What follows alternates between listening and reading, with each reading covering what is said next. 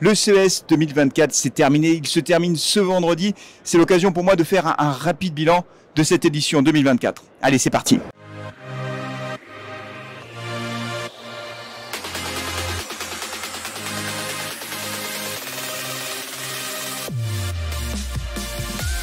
Et oui, le CES est déjà terminé, mais en même temps, il ne dure que 4 jours, donc ça passe très vite. L'occasion donc pour moi de faire un bilan en 3 points. Le premier élément, c'est le succès énorme de cette édition 2024. Il y avait vraiment beaucoup de monde.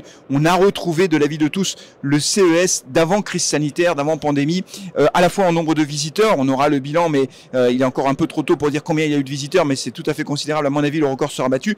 Et puis aussi du côté des exposants, plus de 3500 exposants, avec notamment une présence asiatique tout à fait considérable. Les Chinois, les Japonais et que dire des Coréens, à la fois présents dans l'univers des startups, vraiment grosse délégation coréenne, mais aussi bien sûr sur les grandes entreprises, les grands conglomérats. Vraiment, la Corée a été extraordinairement présente lors de ce CES. Le deuxième élément, c'est l'intelligence artificielle. J'en ai déjà parlé, on en a déjà parlé.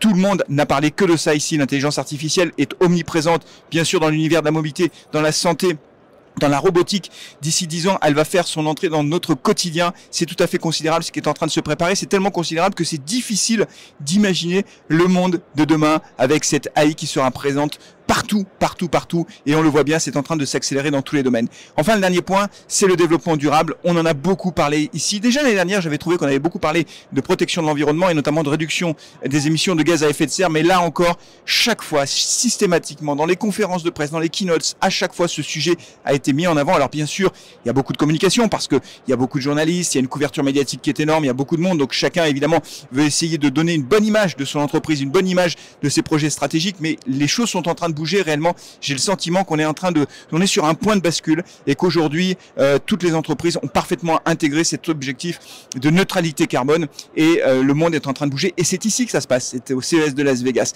Merci beaucoup d'avoir suivi toutes ces vidéos. À très bientôt.